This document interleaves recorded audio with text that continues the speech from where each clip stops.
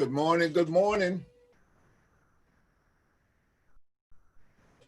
Can you guys hear me? Yes. Okay. Hey, Myra. Hey, how are you doing? I'm good. It's great to see you. I'm glad you made it. Mark Hoffman, how you doing, my friend? Damon Boudreaux. All right. Thanks for bringing me in. Oh, absolutely, man. Great to have you. Absolutely. Give me just 1 second. Let me get set up here with something.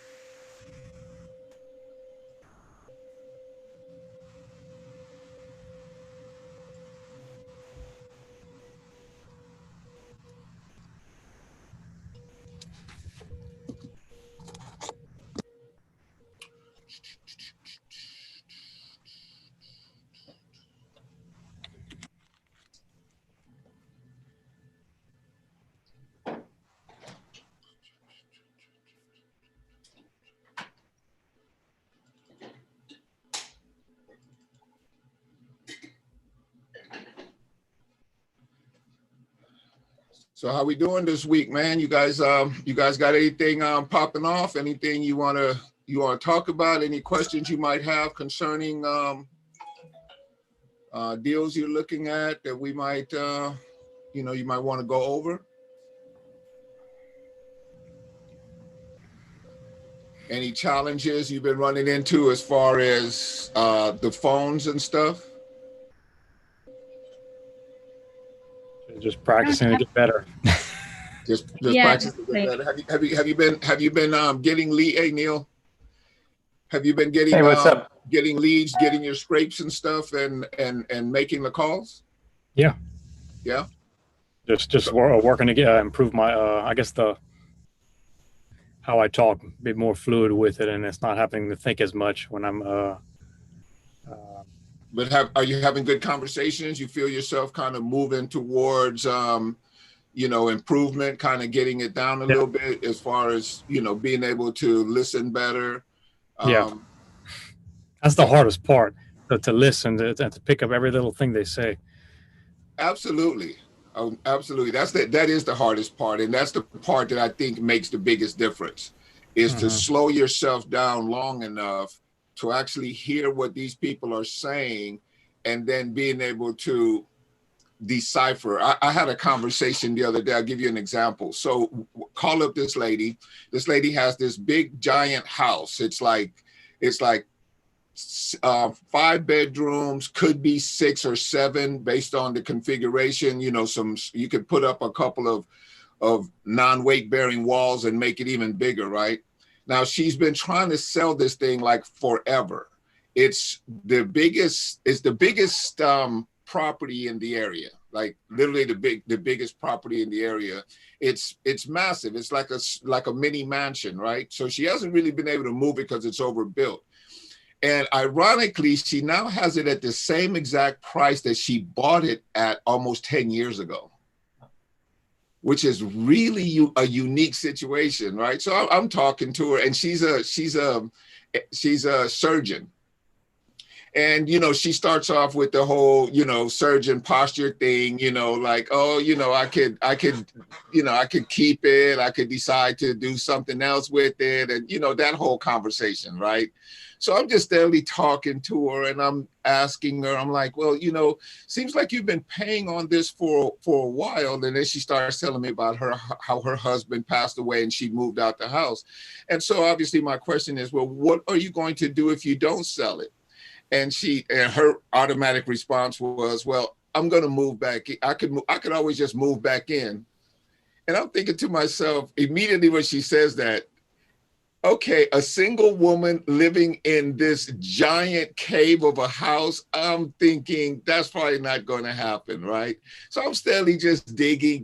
By the time we get to the end of the conversation, we have all sorts of options on the table. We wrote up an offer for her. She's reviewing the offer today. She's going to get back and let me know if she wants to, go in this direction. She didn't want to do a lease option, of course, when we first started. No, I just want to get rid of it. Really? And I'm thinking to myself, you haven't been able to get rid of this thing for 5 years. All of a sudden now, you go to posture like you really want to get rid of this thing. Like, stop. bottom line is I just kept listening. By the time we got to the end of the conversation, now we have all sorts of options. And I actually have a buyer who is actually looking for properties just like this to do residential assisted living in. So I think I'm pretty sure I could move it and make some money on it. But my point of the whole conversation is that if you listen long enough and there are certain things implied as soon as you start the conversation. Like I knew immediately, you've been trying to sell this for 5 years. So I knew immediately she was going to come off with the posture like, oh, I have options. If you had options, why did you list it 4 times? Right. Why are you still trying to sell it? I'm looking at the pictures. This is not a house for one single person. I don't give a darn. You'd literally be living in about 2 rooms and the whole rest of the house would be unused. It's like they try to sell you on this. And if you learn how to listen, you realize that most of it is just noise. And it's just posturing because, they've read all the books too. They want to try to get the most money they can for the house, and you can't blame them. But the truth of the matter is that our goal is to get to the problem and solve it. Why do you think they posture like that? I think it's just human nature. And I think also it's ego driven, especially like I said, with this lady, she's a surgeon. Yeah. Right. She's a successful used to being respected. She's used to being the authority. She's used to being in charge. She's used to knowing exactly what she's doing, and she sits in a position where she feels like she has the resources to overcome the obstacles, right? Like she's probably banking, 75 grand or more a month at the level that she's playing the game. Wow. So it's a small check that she's writing every single month, but still, right? It's like, where's it going and what's it doing? And then she started telling me, of course, about the difficulty with maintaining the yard and how she wants it to stop doing that and stuff like that. So as the conversation went on and we built more and more relationship and started, laughing together and stuff like that, she started telling the truth. And now we're almost like bonded, right? Like now we have a relationship. Now she's telling me about her family and her situation and, what would be the ideal thing, So now we're at a point where I'm looking at options on this deal where we could possibly end up being business partners. Yeah, somehow you moved to trust. How did you do that? You moved to sort of being an annoying pest to being a welcome guest. So how did you move to the trust place? Listening. Yeah, listening. Good. Listening. Yeah, that's always the key, right? I find that a lot of these people, especially if they've been in situations for a while, and obviously if you look at the Zillow listing on this thing, Zillow will tell you how many times it was listed, when it was taken off, how many price drops it has, which is kind of a disservice to the seller, right? Because now you know all their business. It's like, now I know exactly what has happened on this property, but you're trying to tell me something different. And I'm going to let you talk and say whatever it is you need to say. The truth is, I already know what the deal is. So as they're telling me what they think they want me to hear, I'm actually operating from knowledge that I already have and facts that I already have. And I'm empathetic and sympathetic enough to let them work through this part of this conversation with them, to where they develop the trust because they've asked the questions, we've had conversations. They now feel like I'm a real person. They now understand that I'm not really trying to shyster them out of their property. I'm going to buy a property, whether or not it's theirs or someone else's, but I also already know that yours hasn't sold for a really long time. So if I can solve your problem today, is that something you're interested in doing? It's good. If it's something you're interested in doing, let's talk seriously. Let's stop with the posturing. I don't say that, but I kind of just friend them, like I become their friend, right? And I think especially when I find it's true with everybody, but especially when I get women on the line, Yeah. because they are more the nurturers anyway. So when you can cross that threshold where you are now becoming friends with them, now the whole conversation changes. Right? Because they want to trust you, they want to believe you, but they're not going to right off the top. Like, it's not going to happen like that. Right? You're going to have to stay in there long enough for them to feel that. During the conversation, did you provide any value other than listening to her? Like, I know the area, something like that, some type of value. Did you give anything to add value to her life other than listening? Well, I mean, I listened to her problems, like, and her underlying problem, the main problem she had is she's been sitting on this house for 5 years since her husband passed away. She doesn't want to move back into this house because her husband passed away in that house. Yeah, there's probably an emotion attached to that. You see what I'm saying? And I knew that. Like, I knew that inherently, but I don't have to have that conversation with her. But I'm going to allow her to get to the point at which she finally admits that, right? Because I know that. And so I start talking to her about, my condolences on your husband. Sounds like you guys had an amazing relationship. Looks like you definitely build some things together. Are you living with someone else now, or, your kids or anything? Oh, no, I live alone. I downsized quite a bit, right? And so I knew where she was at because I have her mailing address, right? So I pulled up where she's at. So she's in a little tiny condo. She's not ready to move back into this big giant house because she lives in a tiny condo. Yeah. So I have this information, right? I have this stuff in my mind, and I'm just allowing her to just get to that and trust me enough and feel that I was sympathetic enough that she could share this information with me now. Yeah, cool. Right. And then, I started to say, okay, look, she started telling me, well, there's not, it's not really a financial burden, it's not really that much. I'm like, how much do you owe on it? She goes like, well, about 20,000, which that's a balance. But keep in mind that with the 20,000, the payment may actually still be, relatively high, because it's not a 20,000 refinance. She just owes $20,000 on the original loan. So she's still probably paying a good little monthly payment on that, even though it's only 20,000 now, and it'll probably be paid off quick.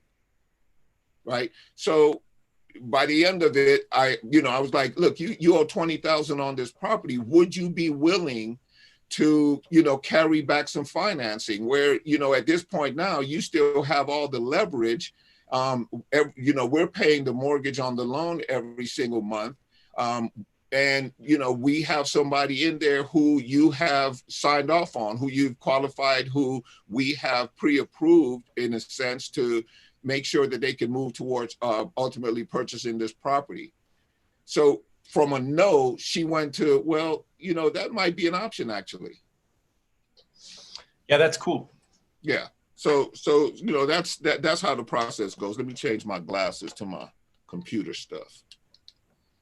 Ah, there you guys are. Hey, Philip, how you doing, my friend? What's going on, my brother? All right. How's everything with you? You gave me the wrong ID number in the Zoom chat. No. You must have went to the old one from yesterday or something, because I changed them all last night and put a new one also on the Facebook page that we're using. And I also put instructions if you couldn't get on to just, put into your browser, because for whatever reason, Skype, and I could understand it, right? Skype and Zoom, they don't get along. So, yeah. I realize, if I'm Skype, I'm mad too, right? Skype's been around for 1,000 years, and all of a sudden here comes Zoom, and they created a billionaire, multi-billionaire artist guy. Everybody is doing Zoom meetings, and nobody I know of hardly is doing Skype. How come? So How They come? purposefully bugged it. yeah, when you put links in Skype, they operate completely different. And like you can't use redirects on Skype. Like I put in my Victor, like I have zoomvictor.com, and it won't redirect from Skype. It'll redirect from every other site. And it'll also, if you put it straight into the browser, it'll work, but it will not work on Skype. So, You sound like a hater right there. huh? Sound like a hater. A hater. They doing a little hating over there. I mean, I can't blame them. They can, they've been around for a long time, and now they just lost all their market. Anyway, you guys, let's do some role play. Anybody want to volunteer? I'll go ahead. I'll volunteer with somebody. That's my man, Philip. I know. See, you always in the game. I love it. Neil, you want to volunteer? I can go with Philip if you guys. Damon. I challenge Damon. You're calling Damon out? Yeah. Oh. Ooh. Look at him. Oh, we got challenges going on. I challenge Damon. All right. So, do you want to be the buyer or the seller? I'll be the buyer. Okay. Okay. So let's paint a scenario for my man, Damon. Let's say that you are you're a widower. We'll kind of follow up with this last story. You're a widower. You unfortunately just lost your wife. You definitely want to downsize from the property. The property is worth about let's say $400,000. You have a loan on it for $100,000. I know these numbers sound high to you. These are average numbers where I'm from. Wait, they normal for me too. Yeah. Okay. You owe $100,000 on it, and you basically, you're in a situation now where you just want to downsize. You can create whatever your next step is for yourself or whatever.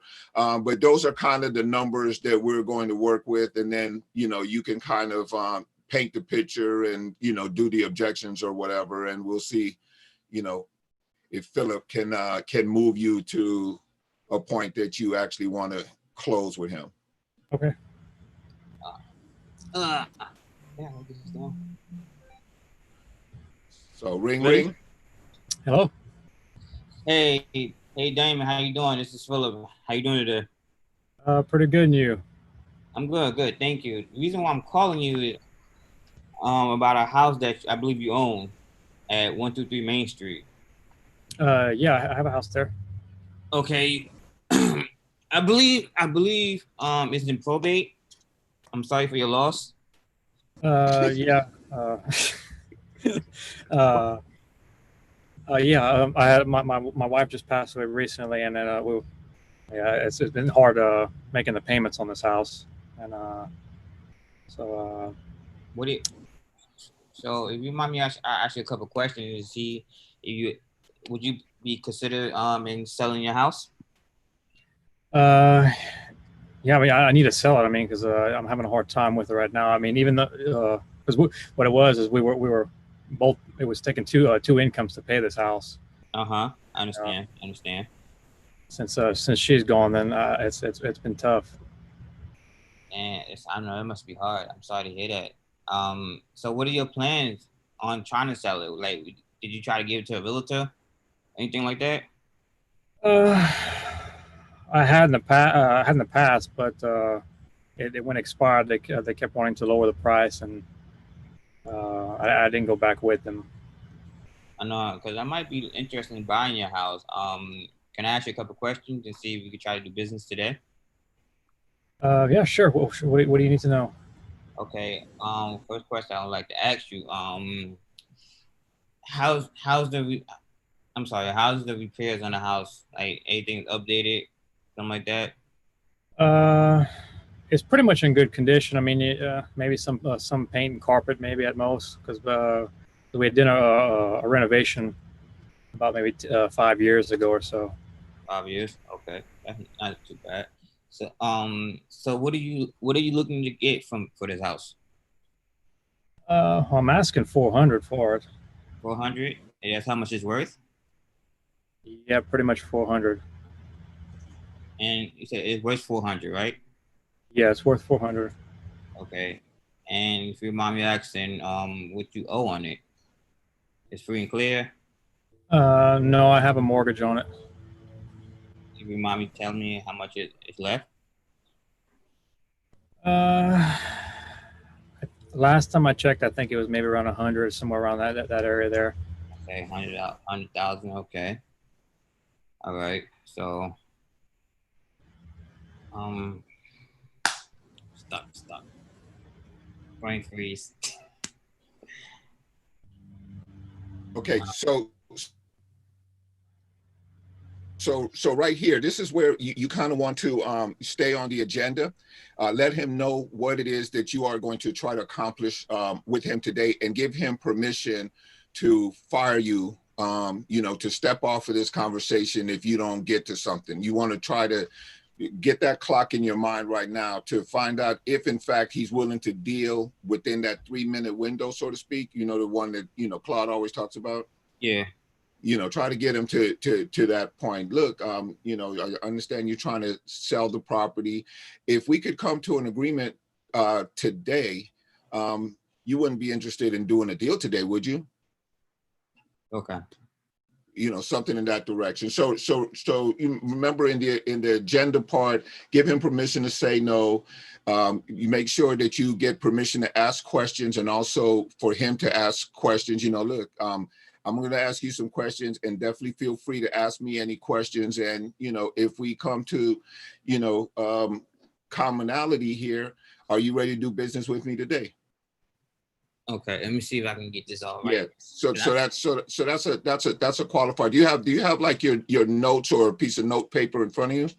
That's the crazy. I don't have no notes because my kid. Okay. Yeah, so that's so one thing I would suggest for everybody is to at least have your agenda, your flow in front of you, like the things that you want to get. And Claude has it in his system. He calls it like the master staircase. Yeah. And so one of the things, like for instance, I can look at it right here, and I have it up whenever I'm on a phone call. So one of the things I do, the agenda is, look, I'm gonna ask you some questions if that's okay with you, and definitely I want you to ask me some questions, and it's okay if we don't come to a conclusion. If you don't agree with something I say, just let me know. Real quick, we'll decide if we want to do business together. And if you don't like something I'm saying, feel free to fire me. Is that okay with you? Yeah. So it's kind of, so it's just like figuring out how to say the same things that are on the list, right? And then you're going to go to the qualification. The main part of the qualification that we're looking to get is what is his real commitment to selling this property? And that I find, and probably all of you who've been on the phone, that's the longest part of the conversation. So once you get your agenda in and you qualify him and he knows where he's going, and you get the commitment that he's ready to do business today, yeah. Now you have him, now at least he's at 5 or better on the motivation scale. Right? If he says I'm ready to do business today, he's at least a 5. Okay. Would you guys agree with that? Yeah, he's at least a 5 if he says he's ready to do business today. So now we need to figure out if we can move him from 5 to 7 to 9, ideally to 10. And then all we have to do then is just put it on paper and get it over to him. Right? So in the qualification, you just basically, assuming the doctor position, letting them know you're going to give him some information, let him know that it's definitely okay for him to ask you whatever questions.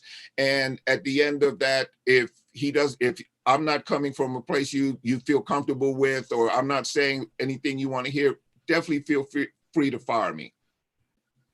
Immediately you've changed his mindset, because probably no one else has given him permission to fire them, to step off of this conversation if there's something that he doesn't want to hear, because most salesmen don't have that kind of quote unquote guts, right? To say, you can just fire me.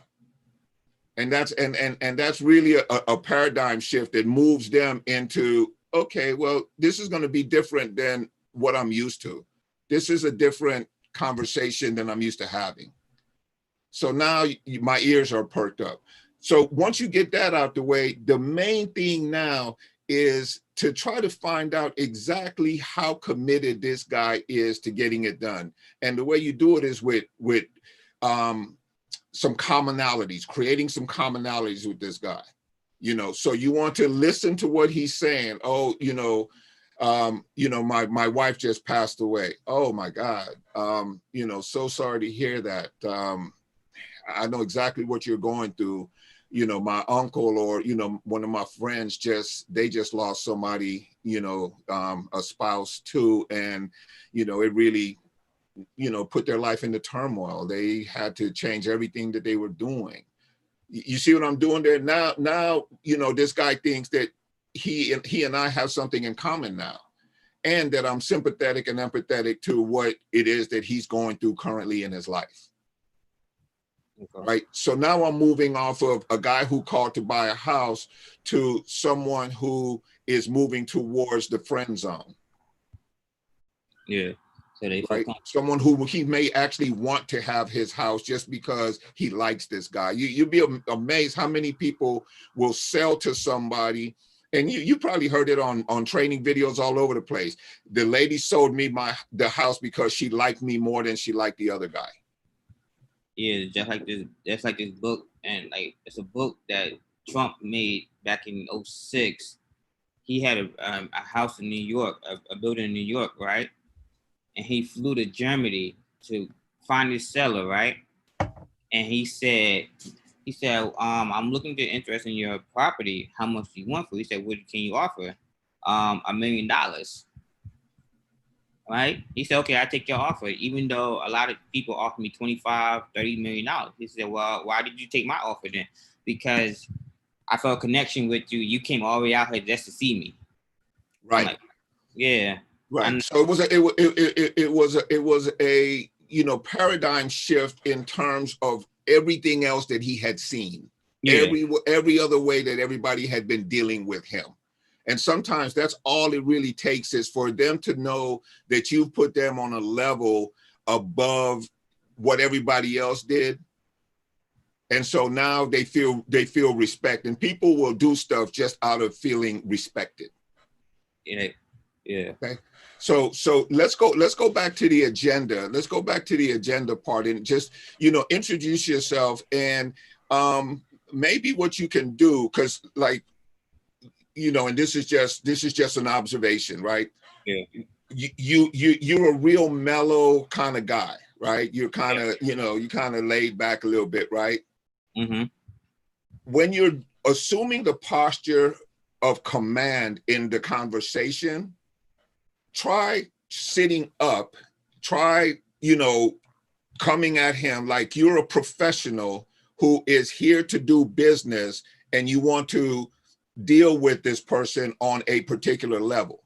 Because it's one thing to kind of like, so, you got your house for sale. I saw it online and, so that's one approach, right? Or it's going to say, how you doing, Damon? My name is Victor. Look, I am trying to buy a house today and I saw that you were selling yours. Is it okay if I ask you a few questions about it? And you ask me a few questions and, if we can come to some agreement here, is this something you are willing to do today? Right? Okay, Damon, well, let me just give you one permission right now. If I say something you don't like, or I'm going in the direction you don't want to go, feel free to fire me, okay? Good. So now I've assumed a posture with this guy. He knows that one, I'm serious, and two, that I have confidence in what I'm doing, right? And like Justin says, and like Claude says, you just, at this point, you're a thespian. You may actually not feel any of that confidence. You may be shaking in your boots right now, but he doesn't know that, right? He has no idea that you're like, peeing on yourself right now in this moment. Like, no idea. Is this all in your voice if you're coming at him like, look, I want to do a deal, and I often say I need to do a deal today, and I would love for it to be your house. because this is exactly the kind of property I'm looking for. You mind if I ask you a few questions and you ask me a few questions, and if we have a match, are you ready to do business today? Now I'll position myself, right? Now I could back down off of that sort of posture and go into sympathy and empathy, because when he says, my wife passed away, I'm like, oh man, I'm so sorry to hear that. I can't even imagine what you're going through. I just had a relative or a friend who lost somebody, and everybody knows someone who lost somebody. It's always a story you can relate to it, right? If not, just be honest and say, I can't even imagine what it must be like, to lose somebody that important in your life. I'm my condolences. It's always better if you tie it to some commonality. But if you feel uncomfortable with that, just stay with with the sympathetic, empathetic thing. The story is always better when you say, I know somebody who did that, and it put their whole life into turmoil. My experience with it has been that a lot of family members and friends, they change suddenly when somebody passes away. It's not the same, So I can't even imagine what you're going through right now. I have a question then about that, right? Do you really ask them like what did she pass from, or what did the person pass from? Do you really ask that question too? No, you don't open wounds. Oh, yeah, that's just opening wounds right there. You don't want him to be present to the pain of it. You just want him to really understand that you understand that he's in pain. Okay. You know what I mean? Like you really don't want to salt. You really don't want to salt the wound. Like, yeah, I wouldn't go there personally. Yeah. So let's go back then to the agenda. And like I said, just stand up, and come at him like, I want to buy a house today. And, I'm going to ask you a few questions or whatever, word it however you want to word it, but it's more about the posture that you're going to take in setting your agenda. So we try this again. Hello, Damon. How you doing today? Pretty good, and you? I'm good. I'm gonna let you know. My name is Philip. I was interested in trying to see to purchase your house. Do you mind if I ask a couple questions? Because I seen it online looking for sale. Yeah. Well, what you want? What you need to know? I would like to know. Look, I would like to know on. Is this the probate? Hey, do I know it's the probate? Or just know it's online? Okay, at this point right now, it's not necessarily really that you know anything. I mean, like you literally could be making this phone call with no information whatsoever. I gave you yeah. But like it's not going to say on Zillow that his wife just passed away.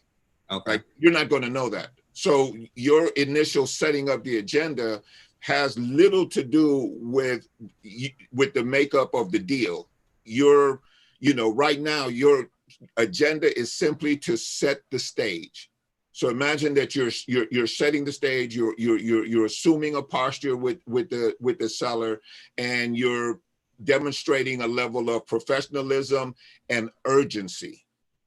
Like, I need to get this done right now. I'm looking to buy a house immediately. Okay. Right. And I would love for it to be your house if if in me asking you questions and you asking me questions, it turns out that we have a match here. And if we don't, feel free to fire me. Okay.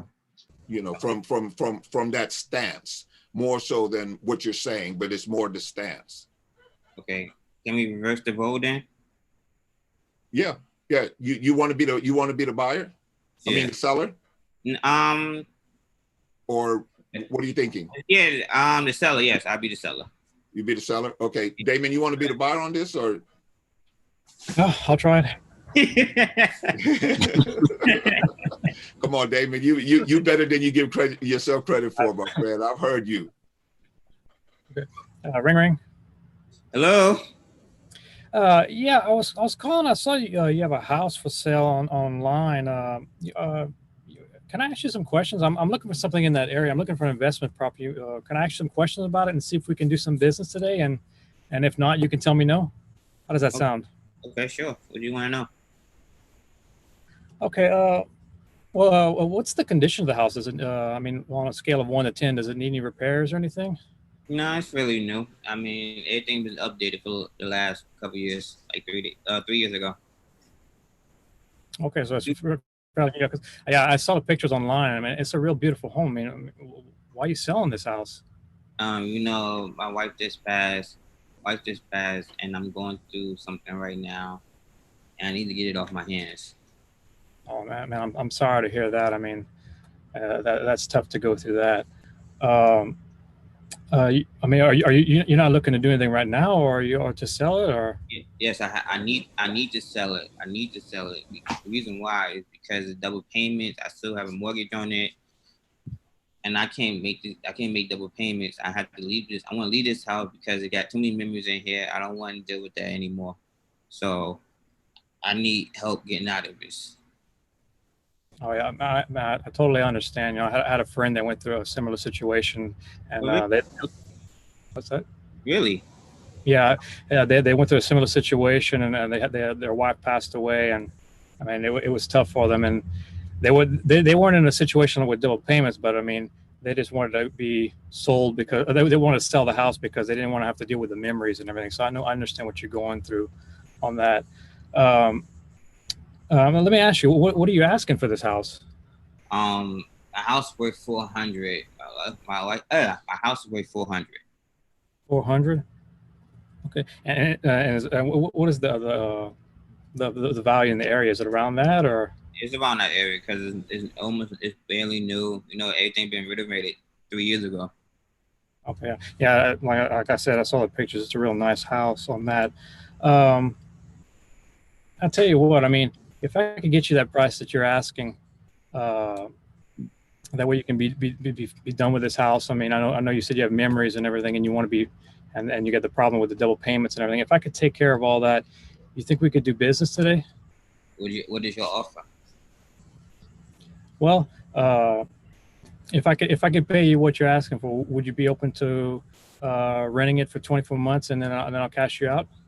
Renting 24 months. I'm trying my best to get rid of it because I want no memories of it. I understand. I'm trying to think now. Where could I go from there? Like when he rejects on the I want to be done with. No. What if What's it doesn't? No, he thinks he's got a solution. So okay. Punch holes in that solution. Okay. Thank you. Yeah, I know. Yeah. What if it doesn't sell? I mean, how long are you able to flood these double payments? Well, I can't last 2 months with this. So 2 months. Okay. So you're right now he's kind of in two places, right? So the real thing that he's telling you is that his motivation is really a 10, but nobody ever wants to be a 10. Like sellers never want to be 10 motivated, right? They want to, because he now has to try to position himself to try to get the highest price he possibly can on this property. Yeah. So he's kind of posturing like, you know, in that position. As long as you know that, now you can kind of say, you know, look, let's take a look at some possible solutions for you. You know, and then maybe just give him a little laundry list of things. You know, would you be willing to carry back some of the financing? He'll probably say something like, well, I don't even know how that works. Right. Or, you know, have you ever considered the lease option or something like that on your property? You know, which may not be a solution anyway, because he's got double payments that he's trying to get out of. So maybe or may not, it may not be a solution, but you want to put some things on the table now where he has something to think about. Okay. That makes sense? Yeah, I got you on that. Okay, yeah. There's different ways I can work with you. I mean, I could do price or terms. I mean, you said that you're making double payments. I mean, you said terms. I don't know what terms mean. Terms, like I said, for like a lease purchase where I can lease it for a certain amount of time and then cash you out for the full price that you're asking. That's one way I could do it. Or I could do cash. You don't have a mortgage on this thing, do you? Oh, you said, sorry. I actually do. You have 2 payments. Okay, so 2 payments. Help me out here. What do you have? What do you owe left on this mortgage? About 100 grand. About 100,000 on that. Are you firm at that price at 400? I mean, are you have some wiggle room on that, or? Okay. What can you offer me? That's 300. That's $300,000 in equity I have. Yeah, I got you there. And you said it doesn't need any repairs? No, it don't need no repairs. It's like painting, just painting like that, but it's nothing major. Let's see. Cause just me and my wife was in the house together. Me and my wife was in the house together. The kids all grown up now, and I want to get rid of it. I understand. So Damon, I know. Damon, right here, like he's saying that it doesn't need repairs. Everybody says that because a lot of people love their house. Like, you know, they always say, oh, it doesn't need repairs. I would probably start to break that down a little bit. Like, how old's the roof? You know what I'm saying? When's the last time the kitchen was updated? You know, what kind of appliances do you have in there? Because now you start to get, not only do you paint a picture for yourself, but you start to bring him down into reality. Because right now he's kind of, you know, in a position where he's sort of, you know, like, oh, I have a wonderful house, right? It's wonderful to him. Emotional distress here. He thinks he has this wonderful house. So this is where you start to gather up some ammunition for your clothes. You know, how old is that roof? You know, when was the last time it was worked on? You know, what kind of appliances do you have in there? You know, do you have, you know, granite countertops, or, you know, are they Formica? Is the home carpeted? You know, like that. And so it also starts to paint a picture in your mind that what kind of repairs you really have on this house. Okay. And it kind of brings him back to where he's starting to come to terms with, you know, maybe it's not as wonderful as I thought. So now you start to break down the little, you know, price resistance, or the fact that he thinks that, oh, my house is worth, you know, it's really worth $1 million, but I'll take 400. Because in his mind, that's what he's thinking. It's really worth $1 million, but I'll take 400. Okay. You know, that's just how people are with their house. Okay. Okay. You said it's in good condition. I mean, how's the roof? Does it need any replacing on that? How old is the roof? The roof is 10 years old. It's 10 years old. 10 years old. Yeah. Okay. And how's the kitchen? Does it need any updating? Does anything in the house need updating? Yeah. Probably kitchen counters. You know, you probably just throw some spit on it and wax it for, you know. Okay, so maybe new kitchen countertops. Yeah, you can do a little spit shine on it, you know. Does it need any paint or carpet or anything like that? Well, it's wooden floor, so you don't need no carpet. So probably do some paint, throw some paint on the walls, you know, put a spray gun, you know, you do that. So how much you think that it would take to get this thing into like tip-top shape? I don't know. I'm not an expert. I'm just curious because I mean you live there, so I'm just kind of trying to get an idea of what's going on with the house and everything. I'm not like a contractor or anything like that. I don't know how much some paint costs. I don't know. Just let you know. Okay. Okay. Yeah. Okay. Well, I was just trying to get a rough idea on that. So, you know, if I could do cash, I mean, well, let me see here. If I have to do like some new countertops and paint and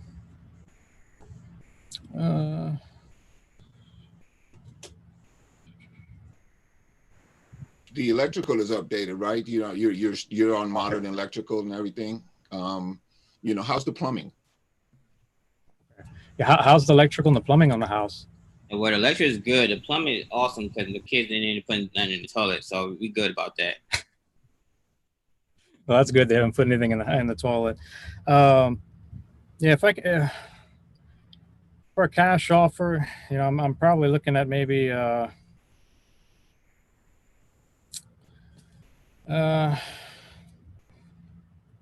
maybe 250. Oh, my heart. Ooh, 250. 250. Ooh. Where did you come up with that price? Well, I have to. I mean, you got to understand. I'm in this to make a profit too, and I gotta have to do some repairs and everything. And Dang, you just shaved down 150,000 right there. How much paint costs? Well, I mean that doesn't work for you. I mean, I could get you your price you're asking, but I'm gonna need some terms. So, okay, what are like terms? Can you tell me an example of term, because I'm not really understanding what terms are. Terms would be if I could rent your house for 24 months and then I'll buy it for, you say you're asking 400. If I could buy it for 400 and make payments to you every month, and until I cash it out, how does that sound? That wouldn't work for you, or probably not. So will you be living in it, or somebody else will be living in it? Because you say you want to make a profit. So how would that work? Good question. Like I said, I'm looking for an investment property, so I'm looking to put some good people in this house, and yeah, I want to make a little bit of money on it, but this has to be a fit for you. I mean, does that sound reasonable, or? Okay, I have a couple of questions about that. Like, what happens if they don't pay? Are you gonna pay me? Good question. You mean like if they stop paying and leave, or? Like, let's say how can I put this? Let's say they start making payments and destroy the house. Who's responsible? Because I still have a mortgage for 100,000 to get paid on. Yeah, I understand. I mean, you're worried about your house and you want to keep it in good shape and everything. But let me say this. I mean, would you go put down money on a house and go trash it? I mean, would you put down 10,000 and trash a property? No, not really. But you know how renters are, because you wanted to lease, so that's like rent. I understand, but this is a different mentality. This is someone that's looking to buy versus someone that just wants to rent month to month. Okay. And this is not. Would this work for you? Or, and if not, you can tell me no. I mean, I can make some other calls. I mean. So if I get the 400,000, I still get my price of 400,000, and you said 2 years. Mm-hmm. Okay. What's your guarantee? What's your guarantee of the tenants not destroying the house, though? That's all I care about. What if I could put it in a contract that I would take care of everything? Do you think we could move forward today on this? Yeah, we could. Because I want to be at ease. I remember I told you I don't want no memories of the house. I didn't mean to destroy the house. Oh, I understand. I mean, you want to take care of the house, and I'm the same way. I wouldn't want to do anything like that either. Now, okay, so you'd be interested in doing this? I'd be interested. Okay. So how does this work? How would this work? Here's what I'd like to do. I'm gonna go ahead. I'm gonna write up an agreement, and I'll send it over to you. Okay. You can take a look at it and everything. And if you like what you see, you can sign it up right there and send it back to me. But I'll go ahead and I'll schedule an appointment. If you have any questions, are you available at 5 p.m. today? Yeah, I should be available at the time. You should be available at that time. Yeah, I should be. I switch my schedule around because I'm going through a crisis right now. Yeah, I understand. Okay. So I'll put it down for 5 o'clock. I'll get this this agreement over to you, and we can talk again at 5 o'clock. And if you have any questions, and like I said, if it's not a fit, you can tell me no then. And if it sounds great, you can tell me yes. I mean, I hope we can work together, but if not, that's fine too. How does that sound? That's fine. I can appreciate that. Okay, I'll get this over to you, and we'll talk at 5 o'clock. All right, there you go. Okay, all right. So, Damon, how did you feel about the ultimate connection with the seller? What do you feel is going to happen at 5 o'clock right now, based on that conversation? Might have a hard time getting him on the phone, maybe a little bit, because I could have bonded with him a little bit more, maybe with his pain and because he said he wanted to. He had memories. He wanted to get rid of the house. I should have gone more bonding with him on that, I think. But I don't know if someone else can thinks otherwise. No, I think you're on track. I think you're on track with that. I think he was being really difficult with you in terms of, just sort of kind of waffling back and forth and stuff. And that's very common. That's not uncommon what he did, because, he kind of played the emotional crisis role pretty well, Philip, because they sometimes, they want to do something, but they're scared. And then they feel like they need to be a little bit more stern with their pricing or with their offers or whatever. But the truth of the matter is that he came into the conversation basically telling you he was a 10 that needed to do something right now. And he started to waffle. So there was a point at which you would have had to decide whether or not he was actually even ready to do business, because when it really came down to it, and you guys can chime in here, what did you think his motivation level really was? His need was a 10, but his understanding and motivation of where he was, I don't know. He needed to have that, really painted clearly for him in that situation. Like, he wasn't clear about exactly what he wanted to do. Like, he knew he was in a situation, but he wasn't moving to solve his problem. Yeah, Michael. Yeah, I don't think he really knew he had other options besides just trying to, get rid of it so quick. I mean, you always want to try to, have other options available just in case you can't get what you wanted. Yeah, well, where the house is worth 500,000, but you're also gonna have to come to the terms. This is gonna be, it's gonna need some work done on it. Yeah, you may say it's nice, but what's nice? I mean, you don't do you have marble, tile in the house or whatever? I mean, like I said, a really good question to ask right here. I didn't mean to step on you, Mike. Were you done? Yes.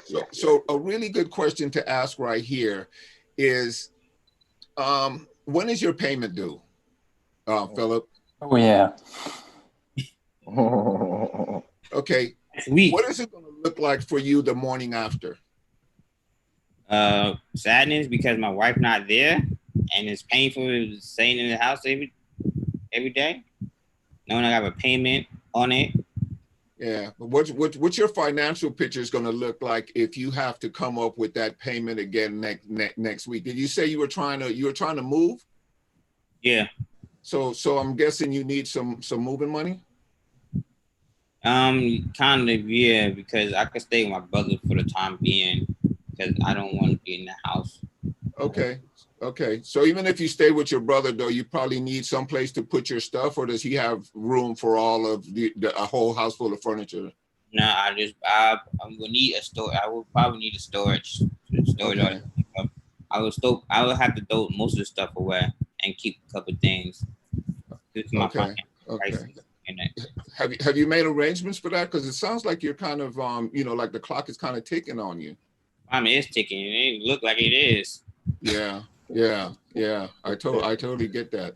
So, you know what? I'm looking at next month for you, and I really want to see if we can come to some sort of agreement here today, because my job as an investor is obviously to make money, but my real job description says that I solve problems. Yeah. Oh, that's good. Right now, it sounds like you kind of have a problem. I do have a problem. Yeah. I won't be taken advantage of because you're an investor. You might try to lowball me. That's a problem too. So okay, yeah. Oh my God, I totally get that, and thank you for sharing that with me. Now, there was a reason why you said that. What was your reason for saying that? Have people called you and given you, ridiculous offers? Is that why you're saying that? Somebody called me, another couple of other investors, they investor I can use. They actually gave me two other offers. Like, one gave me an offer of, I'll give you $500,000 for your house. That was overpriced, right? You're asking 400, right? Yeah, at the time, yes, I was asking 400. I had other people because I'm not really good in real estate. I'm not really that good, but I do buy the houses though. Right. no houses in the area is not $500,000. So how can this man give me $500,000 for a house? So you basically knew he was joking, and you, I'm assuming a smart guy like you probably just dismissed that right off the top, right? The reason why I think that, because most people, they will think, oh, I just wanted it under the contract. And when they try to be on the contract, they can try to lowball me. So, oh, I can't come up with 500. I have to give you this much. Okay. So you're afraid of the bait and switch routine that some of these guys pull. So you've experienced a little of that already. Yeah. So what make you so different than somebody else that trying to do that to me? I'm in an emotional state right now, and I'm telling you that right now. And what can you do? Okay. So I totally get that, and I really appreciate you sharing that information with me, Philip.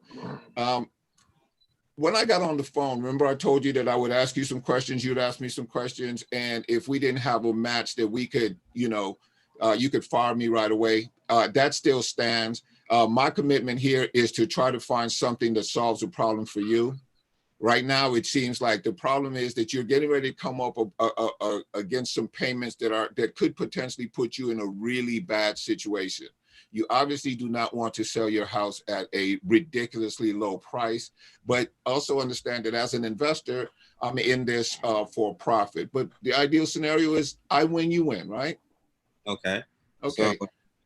All right. So if I was to make you a cash offer on your property, Philip, I would have to make an offer such that, I'm able to go in, do the repairs that you described, because, a 10-year-old roof, probably have to at least get a roof inspection, the kitchen and everything. Would you say your house is up to 2020 standards? No. Yeah. I say 2018. 2019. Hey, Philip, I'm guessing there's not much difference between 2018 and 2020, but I get where you're coming from. But I'm obviously going to have to go in and put in a little work. I asked you about you listing with the realtor. Why haven't you done that? Reason why, because I need it so quickly. I need it so quickly than an agent, and I have to pay them to list my house. Because I'm not the smartest guy in the world, but they want 3% just to list my house, which, only thing is listing it. Then I have to pay another 3% to somebody buying it. So that's 6% right there. So I don't feel like it's worth 3% and listing my house. So I just might as well just try to sell it my own, Okay. All right. Well, you know what, Philip? It kind of sounds like I understand you're sort of in a bad place right now, but it kind of sounds like you haven't really made the decisions in terms of this house. And like I told you, I need to buy a house right away, and I wanted it to be this one. But let me go back to a cash offer, right? If I made you a cash offer for your house, I could. Let me take a look here.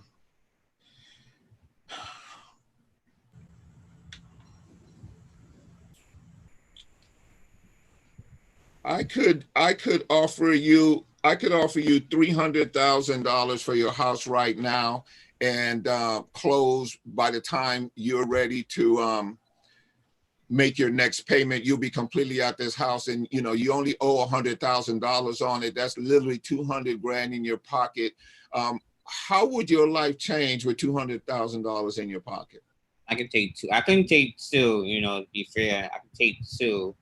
So would that be a net pay or a gross? Yeah, I'm going to pay the closing costs. So on my check, it would say 200,000. That's what I want to know.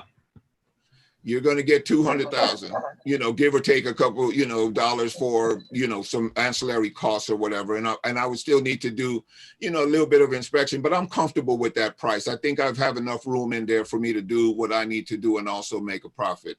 Is that something you and I can agree on today? I could do that. I can use 100. Well, you can kind of look at it like you're losing, and I don't want you to get off this phone and think that you've lost, Philip, because here's the deal. In less than 30 days, you no longer have a payment. Okay. You have $200,000 in the bank, you have flexibility in your life, and you have options.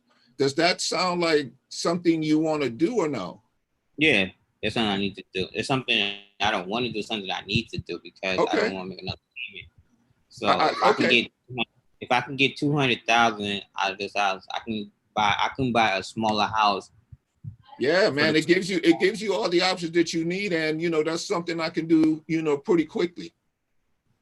So how do you go about this? I'm going to put everything that we talked about on an agreement, and I'm going to get it over to you. Let me get that email. Email is at phil@mac.com.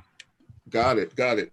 So I'm going to put everything that we talked about on an agreement. I'm going to send it over to you. You take it over. Now, you won't see anything on there that you and I have or not already discussed. We've already discussed the price, the terms, everything else that's going to go into this agreement. So basically, all you have to do is sign it.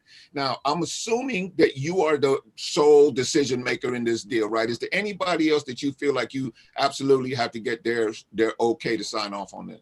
I don't think my wife would say okay. She's dead. I get that, man. You know where I was going with this. There's no one else, have a brother or an attorney or anything that you run stuff by. This is, Philip making this decision.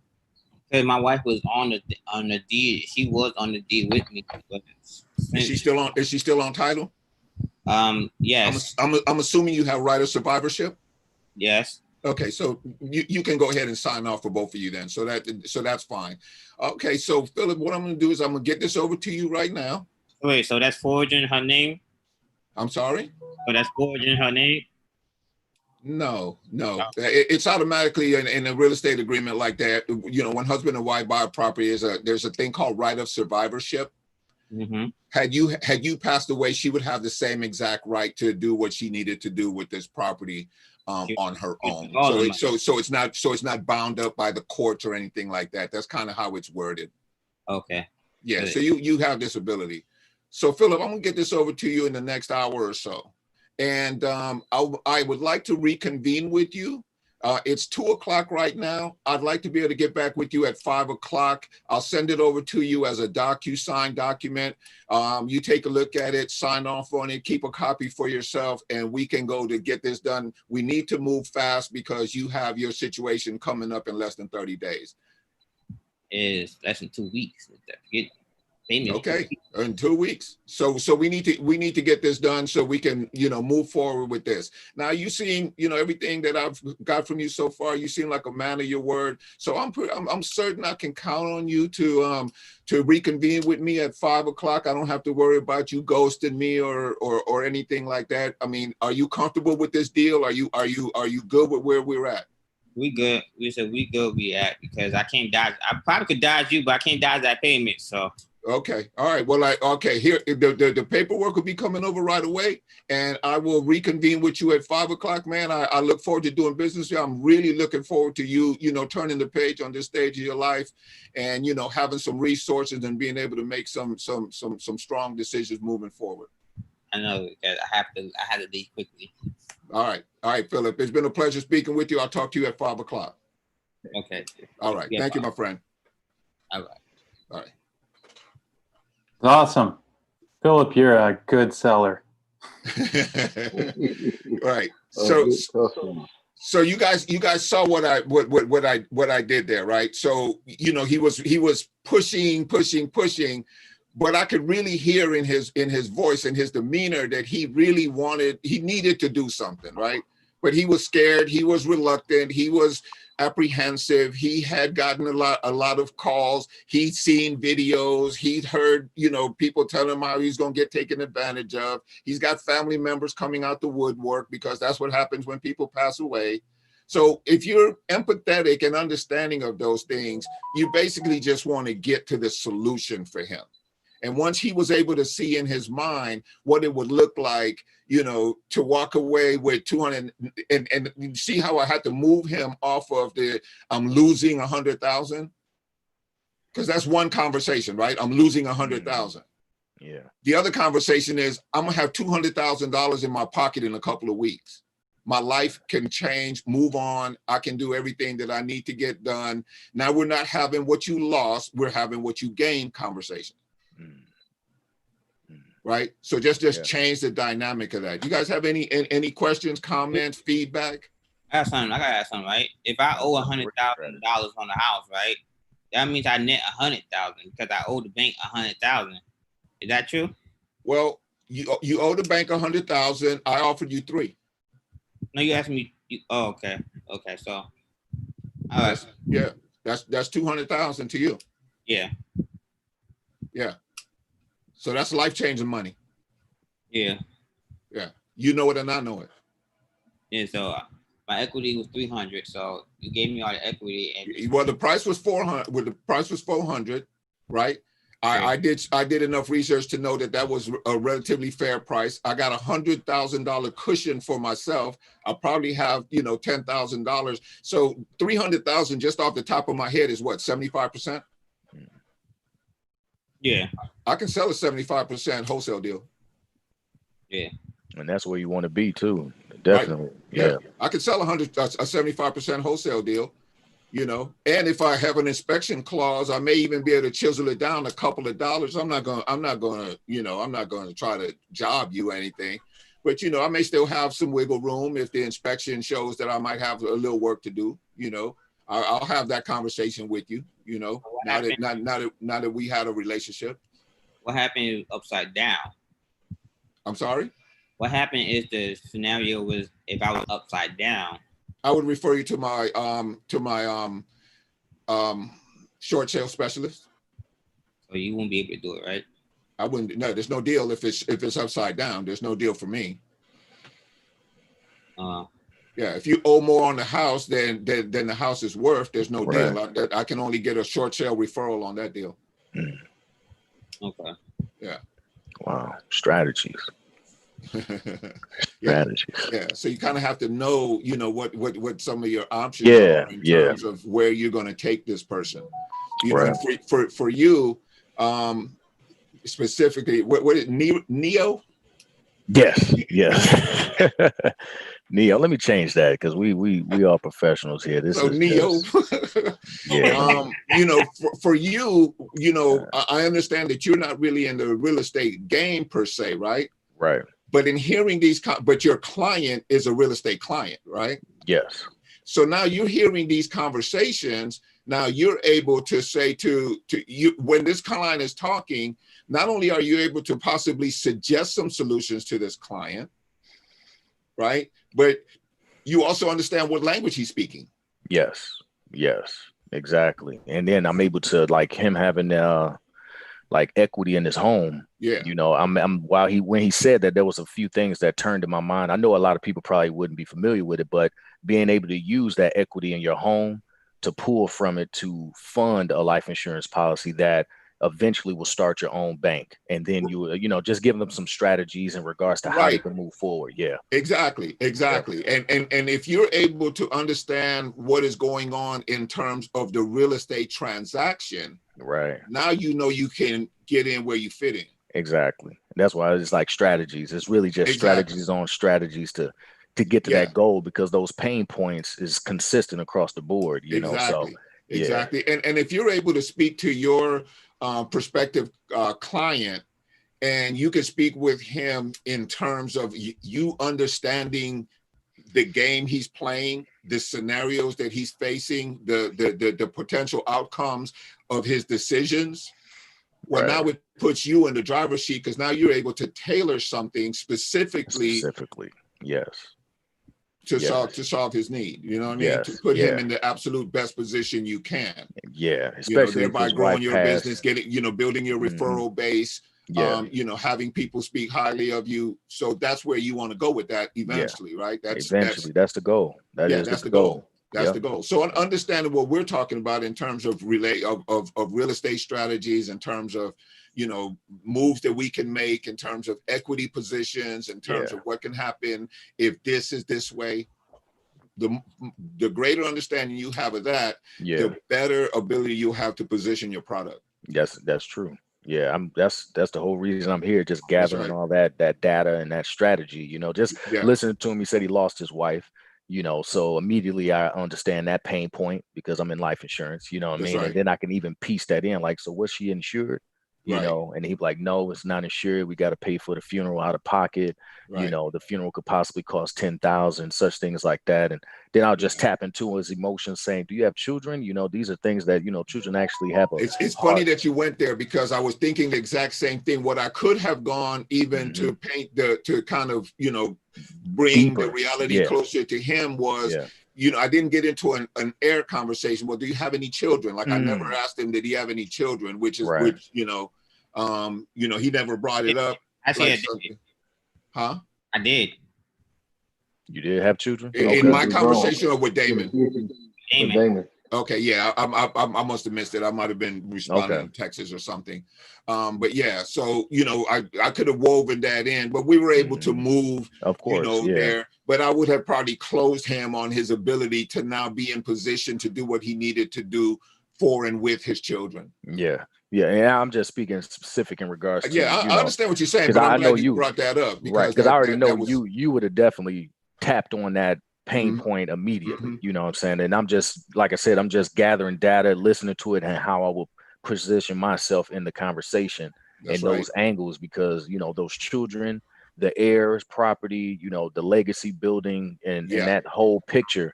You know, especially in a position where you have a $100,000 mortgage that you finished paying, you got 300,000 in equity, and it's like, and you're not insured either. It's like, you know, that is some things that you have to really think about. Your wife just passed, she's not insured, and now you're the survivor and you're not insured. So now what are you really looking to do with your life in regards to your children's survival in this near future? You know, so yeah, all of that was going in my mind while you was closing them. I'm like, that's exactly the strategies that you put into it that I will also have to know to get around the entire conversation and get to that close on both ends, you know, on both ends. Yeah.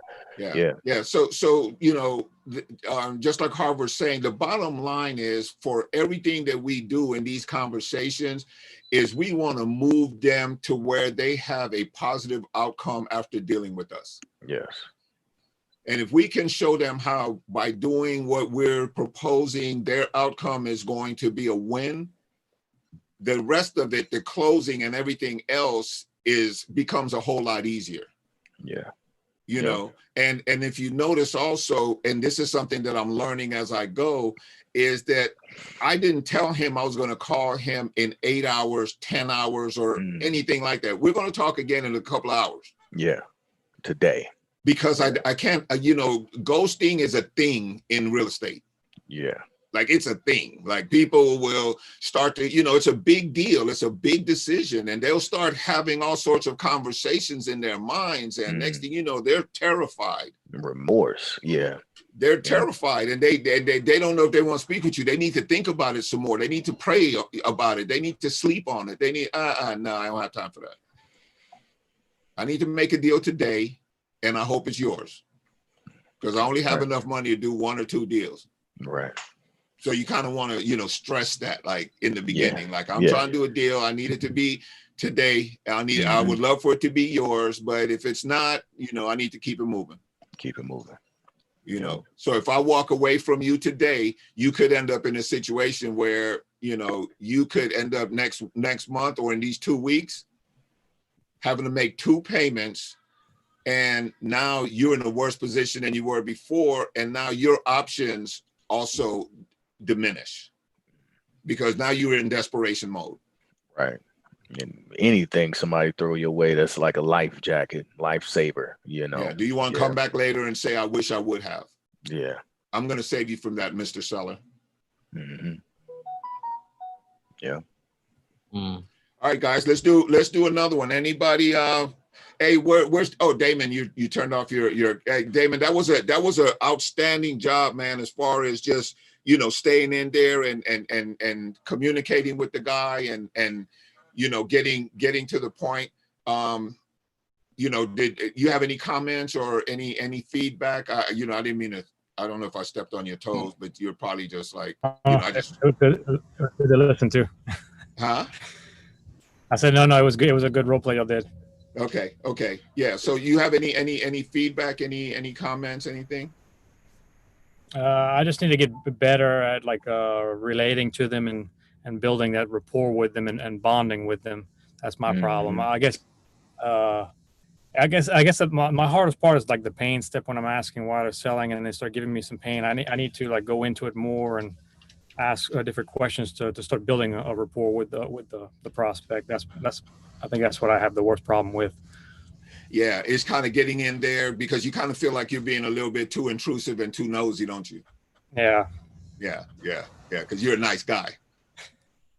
Yeah, and I'm telling you that it's kind of a thing, right? Like you don't want to be intrusive, but you know it's called gut selling because it takes guts to jump into somebody's life and to jump into their situation and their psyche. But if you think about it in terms of I need to find a problem that I can solve.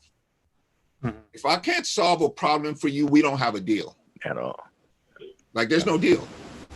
Right? Like if it's just me giving you a price that you asked for online or something of that nature, I don't know, this is just going to be a conversation when it's all said and done. Yeah. Right? If we can't solve a problem for that seller, like really solve a problem for that seller, we don't have anything. Yeah. And and the truth of the matter is, guys, probably 19 out of 20 relationships, you're not going to be able to uncover a big enough problem to move it forward. That's just the name of the game. So don't feel bad if every phone call doesn't result in you being able to get to that point with somebody and whatever. But that is your benchmark. If you don't get to that point, if you can't get to a problem that you can solve, you probably do not have a deal. You probably they have got to know that by dealing with you, they're going to wake up on some morning in the future in a much better place as a result of dealing with you. Yeah. Make them feel good. Yeah. Yeah. Feel good. All right. Anybody else want to jump in here? Neil? Yeah, Michael? Anybody. Myra, I see you're hiding, Myra. I need you to jump in here. She's gonna kill me. Myra? Yeah, Myra, I see you. Can I get in on this? Yeah, I'm absolutely, Jerry. Go right. There we go. Look at Jerry stepping up. Let's see. Who you wanna work with Jerry Neal? Yeah. Okay, cool. Let's do Jerry. You guys want me to do a setup for you, or you guys want to just kind of create it as you go? Because when I do it, then you guys are trying to remember what I said. If you create it, you can kind of do it on the fly. Jerry, do you want to be the buyer or the seller? I want to be the buyer. Oh, okay. He wants to be the investor. All right. Neil, do you need me to set it up for you, or you want to just kind of wing it and let them know what you're doing? I've got a scenario. It's one that I had with the seller, one that I have actually right now. So okay, all right. So he's got the everything set up. Let's go for it, guys. Ring. Hello. Hi, who is this? Just a moment. I am the buyer, right? Yeah. Yeah. So you're the investor buyer. You're calling him to buy his house. Is that the role you wanted, or did you want to be the seller of the property? Yes, that's the role I wanted. Okay. Yeah. So yeah, you're the investor buyer. So right now you want to, as a little reminder, you want to set up the agenda right now. Okay, let him know what you're doing, what you like to accomplish, and the fact that he, it's okay if it doesn't work, that he can go ahead and dismiss you or step off. Okay. Go ahead. All right. Yeah. So who is this? This is Jerry. How are you doing today? I'm doing good, Jerry. But I don't know you. I saw your ad on Zillow that you had a house for sale. Oh, yeah. Okay. I'd like to ask you a few questions about your house. Sure. I have it listed with a realtor. How'd you get my number? From Zillow. It was on Zillow. But that's my realtor's number. So let me stop you guys right here. As soon as he says he has it listed with a realtor, this call is over. This call is over because it's now a 3-party conversation, and there's really nowhere to go. You're basically going to just have a long conversation because now you have to include the realtor in any negotiations that you have. You don't want to be in a situation where you step on a realtor's toes because it's very unprofessional and it will kill your reputation in the marketplace. Right. So unless the realtor is, involved in this conversation, you can basically say, okay, well, I'm an investor and I don't necessarily deal with realtors, but if the listing should ever, if it should expire or something and you don't get it sold, I would definitely be interested in that would be speaking with you at that time. All right, have a good day. End of story. You don't want to waste you don't want to waste 45 minutes on the guy who is listed. Okay, I have a question about that though. If I may, before you do, Philip, I'll create an opening at some point. If you say something like what Victor said, that'll work. But I was going to create that opening. It's an exact scenario that I have. So. Oh, okay. So because like me, as soon as you say realtor, I'm like, well, I may ask a few questions like, when does the listing expire? And are you planning on renewing the listing? Have you had it listed before? So I would probably ask some qualifying questions, but I would literally be looking I would do the takeaway close on this guy. Like, I'm not really that interested, and I would make him sell me on staying in this conversation. Okay. That makes sense? Like, oh, you already have a realtor? Well, I don't know if there's anything we can go from here. How old is the listing? Is it getting ready to expire or something? Because otherwise, why is your number on the listing rather than your realtor's? Right? Why is your number on Zillow rather than the realtor's? Right. How did your number get on the listing and not the realtor's? Because the realtor should be on the listing because he should be the one who's promoting your house right now. Right. So there's something amiss, right? So I may have actually spoken too soon in terms of dismissing the conversation. There's actually a couple of questions that you can ask, but you want to qualify this now with this realtor situation. Okay. Yeah. I'm new to this. This is my first time doing this. Don't worry about it. All right. So. No, I'm saying this is why we're here. Don't even worry about it. I'll jump in. We'll help you out, and anybody else who, has some input or suggestion, feel free to jump in. I had a question. I had like a comment about that. When he said he listed a realtor, can you talk to the listing agent to see if he can work with them? If you have an interest in, while I'm talking to a listing agent who may or may, who's definitely going to want to get paid. Right. The bottom line is that listing agent is going to use up my profit, period. Right. So even if I work with him now, something has to happen. I either have to offer him a lower price that makes up for that listing agent's commission. Well, if you act like the buyers, if you can have him represent you as a buyer's agent as well, you can go down on the price, right? You can, if you allow the realtor to, to do both sides of the transaction. In other words, he gets paid now and gets paid later, and he's willing to hold on to that. But for the purpose of this role play, we can go there if you want to, but I think that it's probably a little bit more advanced. Okay.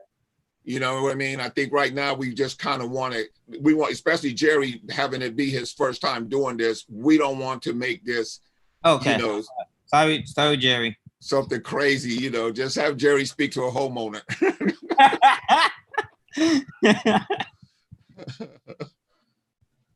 Okay. So how long have your house? Go ahead. I'm sorry. So clear up the listing situation with them. Pardon? What did, You want to clear up the listing situation with them. Oh, okay, it's listed, and so you want to find out, when does the listing expire? yeah, Is how has it been listed before? yeah, And why are you communicating, through the ad instead of the listing agent? Those are the first things that would come to mind. Like, how did I get your number? Because we're going to assume it was a Zillow scrape. okay, If it's a Zillow scrape, it's going to scrape the number that's on the listing. okay, But now we know that we're calling the homeowner directly. So something is, something Okay. is there that you got to that you need to uncover. okay. So how long have your house been listed for sale? Oh man, I don't even know. It's been listed for the longest time. And yeah, and I really want to get this thing sold. And the contract that I have with the realtor is coming to an end.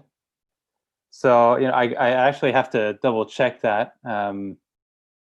But yeah, I just want to get this thing sold.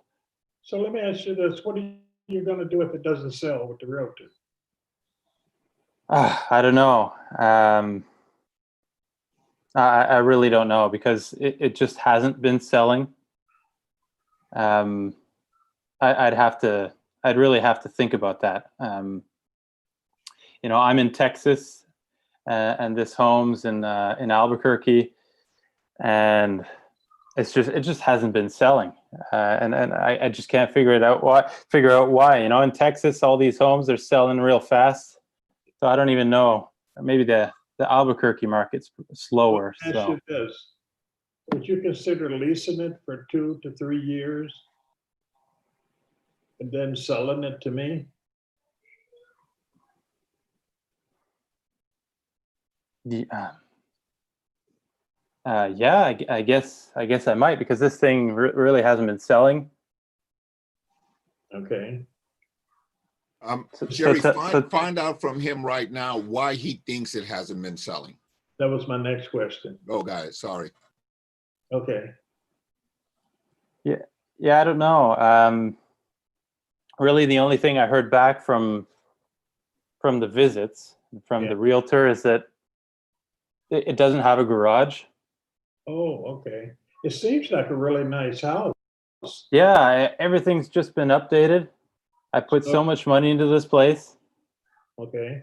How much are you asking for it? Oh, 435.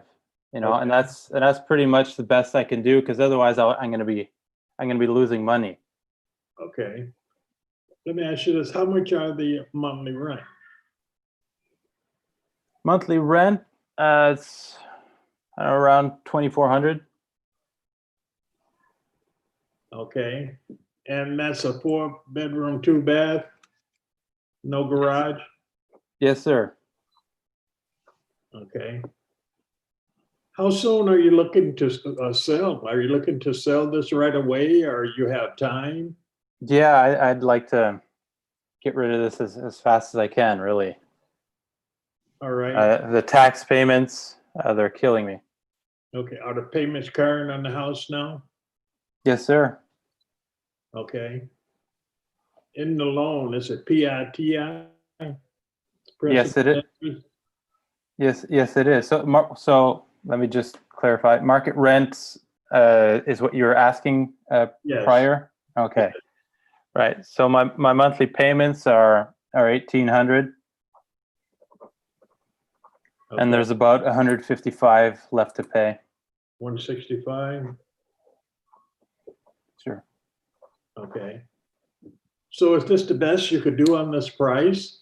You don't have any room? No, I mean, if I'd be losing money if I sold for any less. Okay. So you are open to seller finance then? Like lease Yes, I am. 2 to 3 years and then sell? Yes, I am. Okay. So what if I get a contract over to you this afternoon, let you take a look at it, and if you like what you see or you have any questions, you could call me back and we could discuss it from there. How would that be? Yeah, yeah, that'd be great. I would have to take a look at the contract though. Okay. Are you the only decision maker? Yeah, well, my wife's on the deed as well. We divorced, but she's gonna go along with everything I said. Okay. Just so because I did get the house in the divorce, but she Pardon? got a lot more. Okay. All right. So what I would do is I would like to get a contract, send it over to you this afternoon, say around 3 o'clock. And you can take a look at it, discuss it with your wife. And how about if I give you a call back around 5? Sure, sure. I'd love that. I might have a friend look at the contract as well. He's in real estate, and he's going to help me out. Okay, fine. So before we get off the phone, let me ask you one more question. Is this the only property you have for sale? Yeah, I have other investments in Texas, but this is the only one I have in Albuquerque. Okay. Are any of the others for sale? No, sir. Okay. Do you happen to know anyone else that has a property for sale? I'm looking not- for investment properties. I hear you. Yeah, but not at this time. I don't know anybody. All right. Well, I'm going to get this contract over to you. You have your wife take a look at it, or your friend, and I will give you a call back at 5 o'clock this afternoon. Okay, sounds good. Thank you. So Okay. maybe we could carry on with the second conversation, because that's where I'm gonna throw a wrench. Oh, okay. Okay. So you want to do the callback scenario? Yeah, Okay. For just a moment, I want to Sure. talk to Victor for a moment. of course. So, Victor, how was that for the first time? That was really good for the first time. You did really well. You took your time. You had good pace. You understood. I got the sense that you understood where you wanted to go with the conversation and what information you wanted to extract from the person. And Neil kind of at one point he went from the reluctant buyer to, you know what, let's get this over with. And so you guys were able to just jump right on it and go towards the closing, which is, that's in an ideal scenario, that's what you would like to see happen. So yeah, I mean, obviously there's still some areas that you might want to just tighten up in and this is the hardest part for everybody, is to create that emotional bond. Right.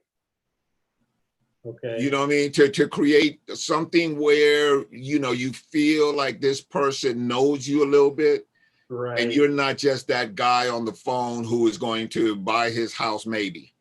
Right. I understand. And I realize now that I didn't give him permission to fire me. I didn't really ask for permission. So. Yeah, well. First of all, Jerry, it's very courageous of you, because I know you've only been on here a couple of times, and for you to just jump right in and do the deal, my hat's off to you. We all appreciate, the fact that you're willing to step out there, and we all learn from the experience. Believe me, we watch you, we learn from you, just like you learn from us. So very much appreciated, my friend. Okay. Yeah. So did you guys want to go to the callback stage? Yes, that's the part I want to get. Yeah. I'm gonna throw a wrench into this. I was playing the motivated seller. Okay. Now I'm gonna be the reluctant motivated, seller. but I'm gonna throw something at you. Okay, let's hear it. Actually, I'll let you all know. I actually offered him. He was real motivated. I was like, okay, would you be willing to carry this for 7 years? I'll give you your listing price, no problem. But if you can carry it for 7 years, and I'll make payments on I'll make your mortgage payments. And he was all fine. But now he's like, well, you'll see. Okay, let's see it. I'm looking forward to it. Ring, ring. Hello? Hey, is this Jerry? I think I recognize your number. Earlier today. Yeah, that's right. Oh, yeah. Did your wife have a chance to look at the contract and you guys discuss it? Yeah, well, I didn't talk to my wife. I actually know she's gonna sign, but you know, I had to look at it with my friend. Okay. What seems to be the problem? Well, we're kind of worried about, you know, we're not sure that, you know, we're wondering if what happens if you can't make the payments. What happens if I can't make the payments? Yes, sir. Okay. Actually, I'm an investor and I would not be living in the house. Mm-hmm. I would be placing a strong tenant buyer into the house. And the person that I would place into the house is someone that would be looking to lease for that 2 to 3 years and then buy. And these are people, good people, who, for instance, who work for cash at this time can't qualify for a loan. And one of the things is that the people that I would be putting into your house, these people want to be homeowners. They're looking at this as a homeowner. They're not just your average renter going into the house, okay? And they would be putting money down, okay? And with that situation, we screen the tenants, we check their jobs, we make sure we check with the landlords, we make sure we put in good people in the house that could be a win-win situation for you and me, okay? Mm-hmm. Yeah, well, you know, we were wondering if we could put a little something in the contract, you know, that's not already there. Like what, for instance? Oh, just, you know, some sort of guarantee of payment, something along those lines, so that I'm, you know, so that I feel more secure. We could do that. How about if I add that into the contract? Are you guys willing to do business today? Could we sign the contract this afternoon? Say if I added that into the contract and gave you a call back around 7 o'clock.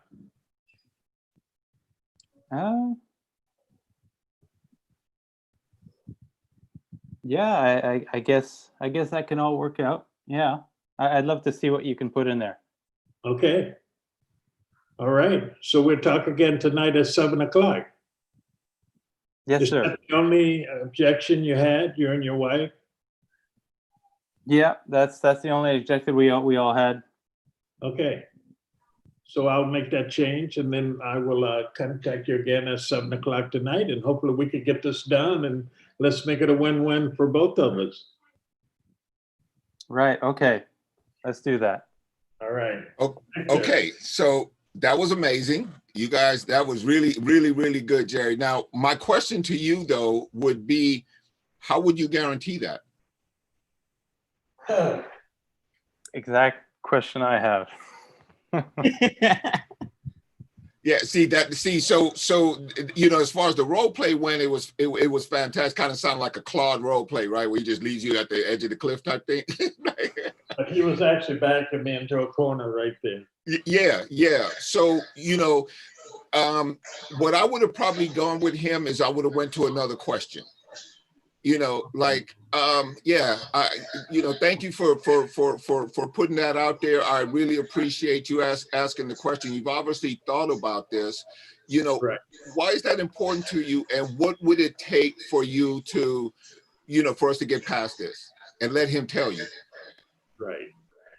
You know, what would it take? Oh, I need to, you know, guarantee. Well, you know, you're going to be dealing with somebody who's looking to buy the house. You're going to be you're going to sign off on this person.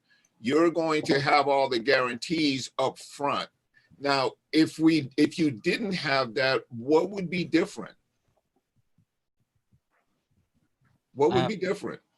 I have a comment. I was going to back myself into a corner. Yeah, I mean, he didn't really have, he wants a guarantee. in an environment where there's only so much guarantee that you can have. I would probably been like, when you say guarantee, what does that look like? Because understand, I'm an investor. And so once I remove myself from this scenario, I will no longer be involved. So what guarantee do you need or that I can give you other than the high quality of the person that we both agree is going to move into your property? Right? Like that's as much guarantee as you can give them. Look, I get what you're saying, but there's no, I don't have an insurance policy or anything against any of this. This is going to be, you and I are going to find a tenant that we agree on that is going to be high quality and has demonstrated through their history that they operate in a particular way. That's the only guarantee I can give you, my friend. Can I chime in here? Yes, sir. Hello? Yes. I'm new to this. I'm new to your company. Hey, Greg, welcome. Hey, thank you, sir. My question is, he's going to have right of refusal of anybody you bring him, right? That's right. Okay. So I was just thinking it might work to say, well, you got to remember you're going to be able to approve or disapprove anybody I bring you. So That's right. I'll be bringing you somebody that we've vetted and we know has the ability to pay, but it has to satisfy you. Ownership does not change and really until you're paid in full. Okay. So I would say, let me bring you a quality person and let you make that decision. Okay. Yeah. And that's exactly the point I was making. You reworded it a little bit differently, and thank you very much for that, Greg. That was a great contribution. But Greg is exactly right. Ultimately, you are going to sign off on this person who you are going to put into the property, right? You're going to know everything about this person. That's as much guarantee as you can possibly give. If he agrees now, if he's already agreed to the lease option scenario, and you've given him the lease option documentation that we have what is called a lease option memo that kind of spells out the roles of what everybody is doing. And if you sent that over with the agreement, he already knows all of these things.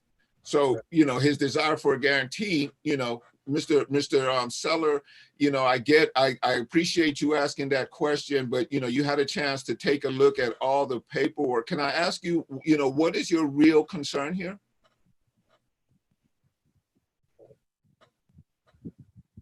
You can answer that, Neil, if Yeah, sure. Well, I was also wondering. Yes, sir. Yeah. I was also wondering about the due on sale clause that's in this contract.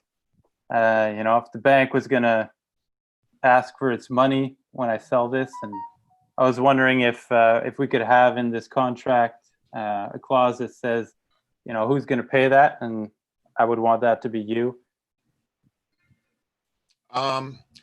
Okay. That's a great point that you brought up. Now, I've been doing this for a little while, Neil, and I'm yet to see a bank exercise a due on sale unless they weren't getting their payments. That's just my experience. Like, if you're the bank, think about it this way. If you're the bank and you're getting your money every single month, what would be your motivation? Because you're not in the business of owning real estate, just so you know. Banks are not in that business. They're in the business of doing loans. If you're getting your payment every single month, what would be your motivation to exercise a due on sale? And like I said, in the whole time I've been in this business, I have never seen one exercised except for when the payment stopped. Well, you can get Gotcha. you can get another insurance policy if that don't conflict due on self false.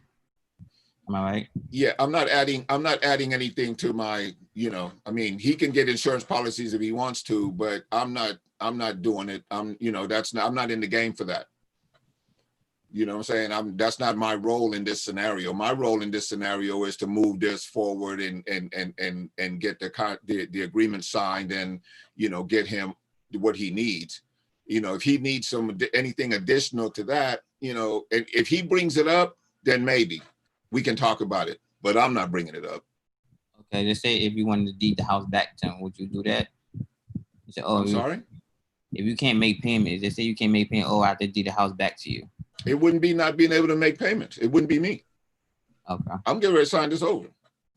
I'm out this deal. You know what I'm saying? I'm going to put him in a situation where he wins, but I'm, you know, after that, it's going to be the tenant buyer. And we have already agreed that we are going to screen this tenant buyer, and we're going to agree on this tenant buyer, and we're going to vet this tenant buyer to the best of our absolute ability. That's all we can do. Also, technically the house hasn't sold till the name on the deed changes, right? So there's no transfer because they won't receive the deed until they actually purchase the property. Yeah, I think we're just in the lease. we've just got two scenarios going on here. There's the lease purchase and the land contract scenario, which we both. Some people were doing the lease contract. I was doing the the lease purchase. I was doing the land contract scenario. Okay, so you're doing a land contract scenario on it. So you are going to, so you are going to record. Yeah, contract for deed.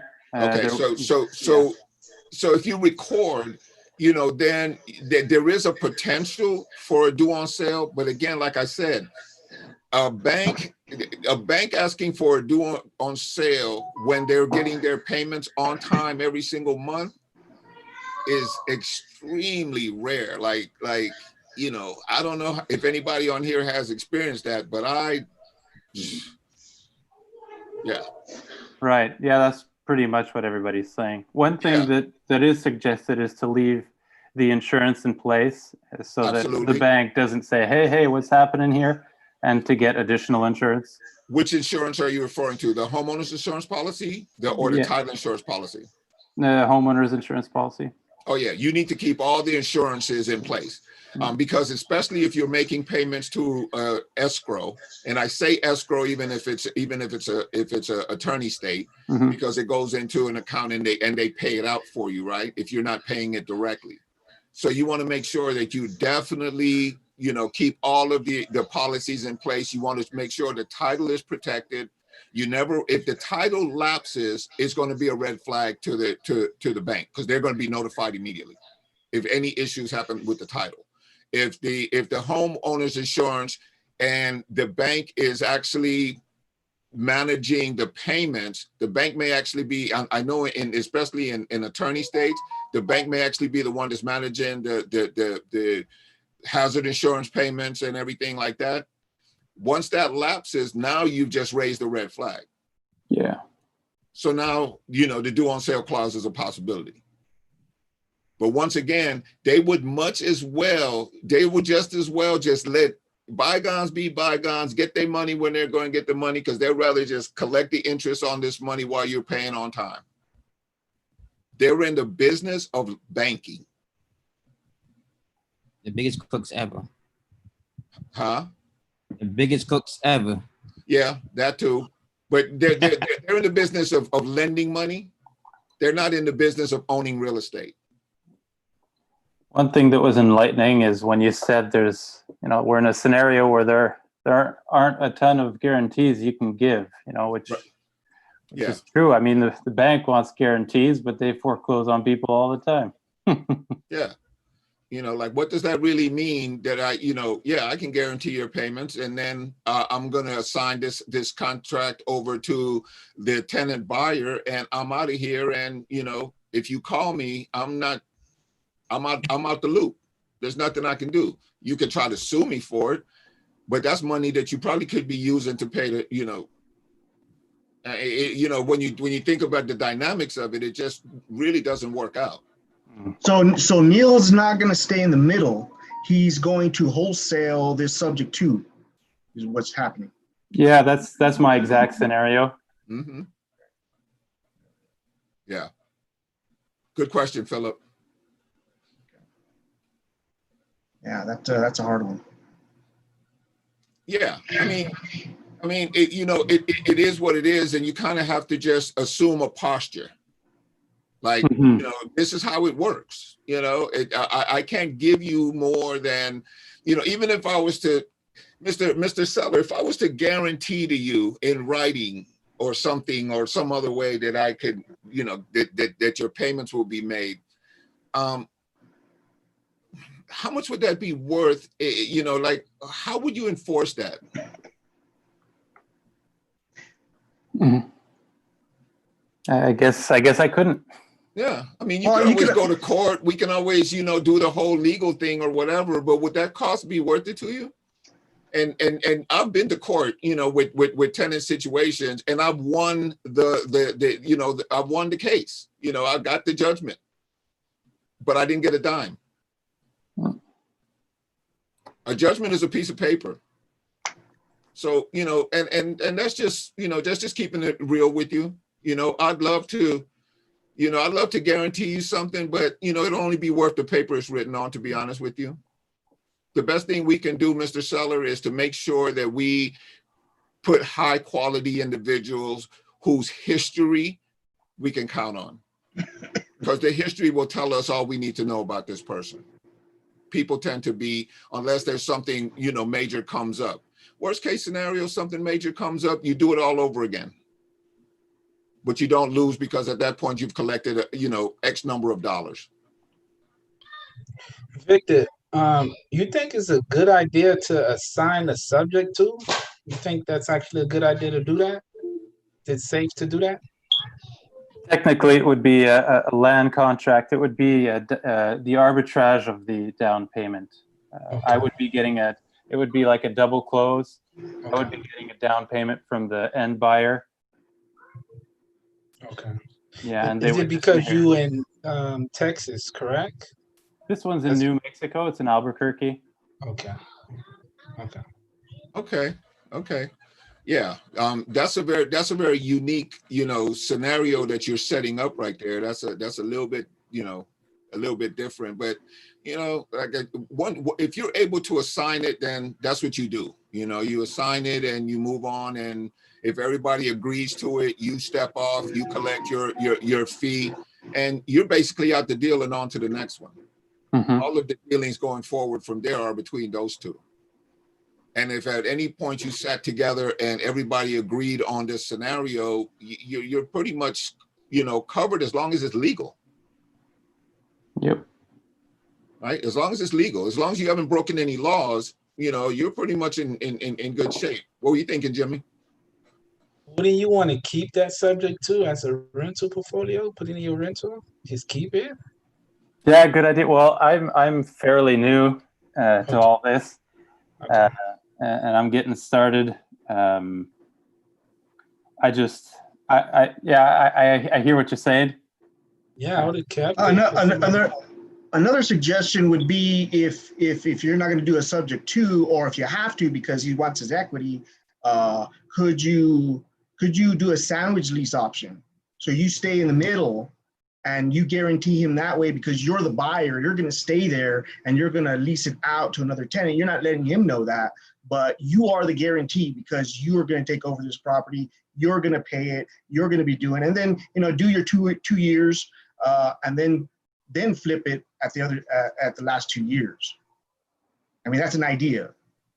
Yeah, that's actually a great idea, because now a guarantee conversation is actually a conversation you can have, because you if you bank the down payment, you know, just don't go spend it all. You bank the down payment, you could actually guarantee that, you know, if something breaks down, you can still make sure that he gets his payment on time, and you can go back to the tenant buyer and get your money back out of him. Tenant buyer, yeah. If you're in the middle, right? Yep. Yeah, absolutely. So there's actually some flexibility there. Mm-hmm. That's a great point, Philip. Good call. Yeah. Notice I've never done that, so that was just something. Right, but strategically it was strong, though. It is. Strategically, it's strong. Yeah. And it's weird because I live in Albuquerque, New Mexico. So, got it. I'll sell you this so I'm deal. like, I don't know if you're doing things virtually, but I'm like, wow, me and Neil should hook up. Yeah, I'm in Montreal. Oh, okay, you're in Montreal, Canada? Yeah. Wow. Hey, don't be buying up our country. Those damn foreign investors. Those damn foreign investors. So that's good. But yeah, I mean, that's just an idea. I heard that. I was like, you could do a sandwich lease, and then you can guarantee it. And then like Victor said, that you have the option money. So if things go down, you still have that money to pay that rent, and then you can get another tenant buyer if he doesn't come up with that money. Yeah, because if you do a sandwich lease and you're collecting money up front, it's always a good idea to bank that money. Rather, that's not spending money. I mean, you need to keep at least a couple or 3 months of payments in a separate account that, for backup if you're doing sandwich, just to protect yourself. You could go spend the rest, but you need to have some protection money in case, something does happen in there and you need to step back in, and you might need to do some repairs or do something like that because you got a pissed off tenant buyer who decides that they want to act the fool. Yeah, I totally agree. Yeah. Do you cash them out? Yeah. What's yeah. that? I said, do you cash them out? Like cash for keys? What are you referring to? The tenant that can't pay, you need to get them out quickly.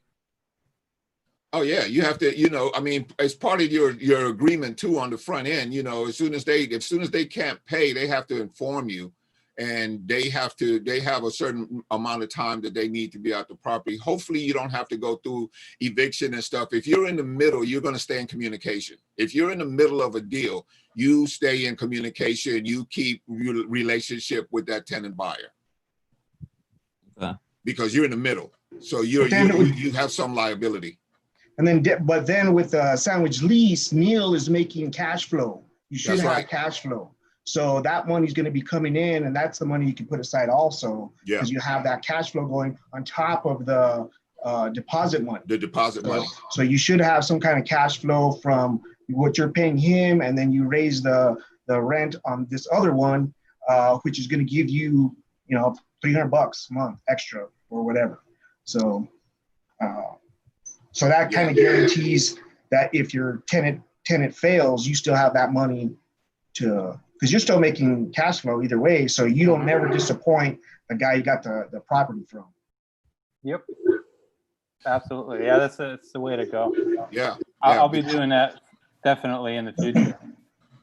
Yeah, because it puts you in a control position. Now you can probably make guarantees, because the scenario I was talking about before, I wasn't trying to guarantee anything, because then I was going to be obligated when I'm out the deal.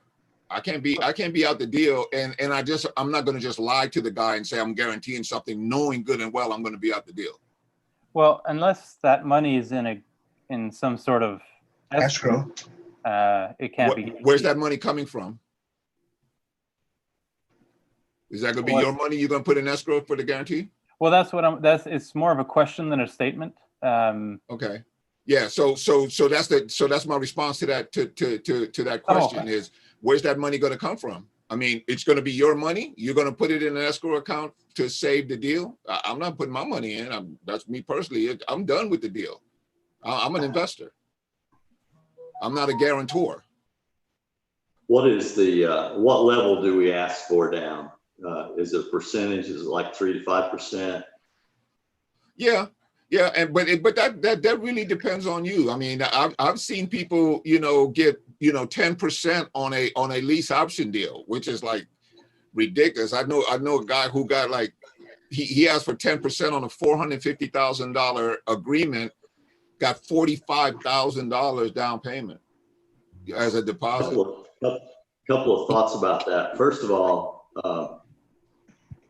the more skin the buyer has in the game, the more comfort the seller's going to have. Like that deal you just mentioned, $45,000 into it. He's got a lot to lose. Well, but here's the deal. Most of that money, because I think he only gave the seller like $5,000 of that money. Right. But do you not disclose to the seller what the down payment is? Yeah, but I guess they, worked it up from the beginning. They says, this is how I make my money. Are these numbers? Are you okay with the numbers that you're receiving? And I think the strong argument is if the buyer has enough skin in the game, yeah, that should help you give the seller a little more comfort.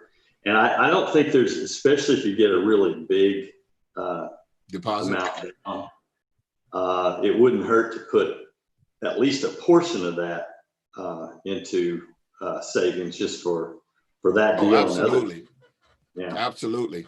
Yeah. You should definitely, create an account to in case of emergency, in case of repairs.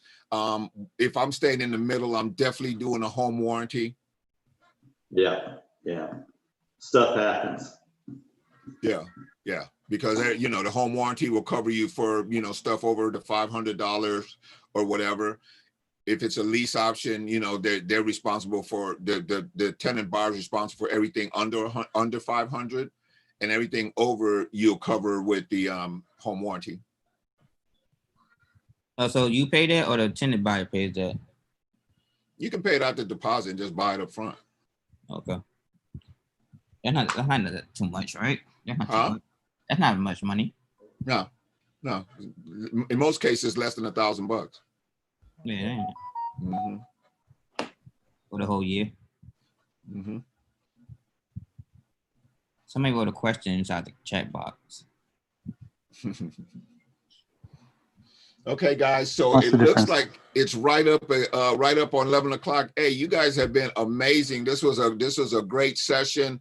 Anybody have any questions or comments or anything that they'd like to add? Thank you for bringing that scenario to us, Neil. That kind of opened up a bunch of conversations that really kind of moved a lot of people forward. Cool. Was this recorded? Yes. It's recorded and streamed, so yeah, you'll be able to see it again. And you can, if you have the right stuff, you can download it or whatever. Okay. You guys got any more questions? Anything? Aisha, it's always good to see you. I see you've been chiming in on the chat box with some great comments. We really always appreciate you being in the house. Hey, Victor, I just got one question. This is Dion, by the way. Hey, Dion. I've had a couple of positive responses through my text mail, my text blast. But yeah, but when I went back into Zillow to go back and check the listing and everything, these are pretty high dollar places, man. $600,000, $700,000, $800,000 homes. So two things. Well, primarily when I talk to them about what a lease payment is going to look like, there aren't a whole lot of data points for rentals or leases in areas like that. So what would be the best way to come up with solid figures to present for a lease? Yeah, that's kind of becomes the issue, but also understand that most of your buyers, they understand what environment they're dealing in. So you're going to just do the same exact routine in terms of finding out what market rents are for that particular area. And you're going to be looking for the same percentages as far as down payments and things like that. One of the things that occurs in environments like that is, like, I'm in California, right? I'm outside of Los Angeles, and our median price is like $450, and the further west I go, the higher it goes. But people who want to live in those areas understand exactly where they're going. They understand exactly the cost of doing business in those communities, right? So the only concern that you have is to make sure that you know exactly what the debt service is. Because if you're doing a lease option, you're gonna have to cover the debt service. So that's a question, and sometimes they're reluctant to give you that. But if they don't give you that, you don't know how to work it, because you have to make sure you collect enough on a monthly basis to cover the debt service. And if it's a sandwich, you want to make sure that you have additional cash flow on top of that, right? Exactly. So the numbers are the strategy is the same, and the people who are in those areas, they know what the numbers look like. Like, they don't expect a $450,000 buyer. knows they're not getting $100,000 buyer, rates and terms. Exactly. That makes sense? Awesome. Thank you, Vic. Yeah, you're welcome. Yeah, Dion. absolutely. Yo, Dion, I saw you celebrating over there. Did you just hit the lottery? I saw that too. I saw that too. What's all this celebration about? What happened? You get a deal? Well, you know what? Honestly, I had been out of work for a little bit, and I had just been notified that I'd start in a management position with Amazon Monday. So good for you, brother. I told my wife, and she started jumping up and down. I was just like, that's amazing. Congratulations. Thank you. So, and honestly, what that does is it'll give me, I'll feel more at ease doing this because I know that I got something taking care of the babe, things at home, and I can really relax doing this. I appreciate you saying that, but I was kind of embarrassed. Hey, I saw a beautiful. Right, Harvard was all over that. Good call. I saw you get pounced on. I was like, something just happened. He hit the lottery. I want to get that aim. I wanted that energy, but right. Are you going to be our financier from now on? Right. Yeah. Exactly. Thank you all. I appreciate it. Yeah. You guys. Hey, it's been amazing. Could I ask a question? We've been streaming. I'm sorry, did somebody want to say something? Yeah, could I ask a question? This is Greg Allen. Hey, Greg. I'm new to the group, and I haven't been on the automated REI yet. Okay. And I've never done a scrape. I've never gone through that process. If I get onto automated REI, is there going to be enough there for me to know what to do? Here's the cool part. If you go to Justin Chamness' YouTube page, he just did a training on how to do a scrape on automated REI, and he walks right through it step by step. So he has a video there, and it'll allow you to pause and go through all the things that he's got going on. So that's actually a great question. And also for automated REI, Michael Batista is always in the group chat. And you can always DM him directly if you run into any issues in terms of that particular I got a little background noise here. What was that name, please? I said Michael Batista, who is the proprietor of Automated REI. He's always in the group chat. So you can always communicate with him if you have a breakdown. But if you go watch the video that Justin just did 2 weeks ago, he has back-to-back videos where he's training on the automated REI, and you'll be able to see everything there, how he walks through it, how to set it up, where to put your text, everything, and he does it step by step. And you can just pause and play, so you can go and taste it. It works for you. Thank you very much. Oh, you're very welcome. So I'm guessing that's where you can get the leads from too. It's a scraper. It does Zillow, and it does Craigslist scraping in areas that you want. You can either choose by state or by county or by zip code. And they also pull lists also. They pull lists for you too. Oh yeah, they can pull lists for you too. I haven't used the list pulling service yet, but I think Michael obviously has had some experience with it. But yeah, you can pull lists from automated REI as well.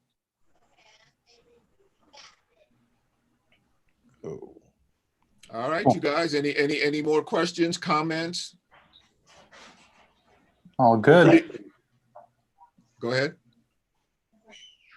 Okay, so hopefully you guys got some value out of this. I sure as heck did. Thank you guys. Jerry, you the man, stepping up like that. You definitely you put it in. We appreciate you, brother. And everybody else, we hope to get everybody on the role play. Edward Porter, I hope you feel better, my friend. I know you've been going through a little health issue, but I see you still in the game. So we're definitely, praying for you and looking for you to get back on deck here pretty quick. Philip, thanks for your input. Both Phillips, Damon, Aisha, David, Greg, Myra, Alex, of course, you, Michael Gooseby, and Neil, you the man, baby. We, Dion, appreciate all you guys. I gotta get better. See you guys next week. Vic, give me a call when you finish. Will do. All right. Bye, guys. All right. Bye. This was great. All right. Thanks, Neil.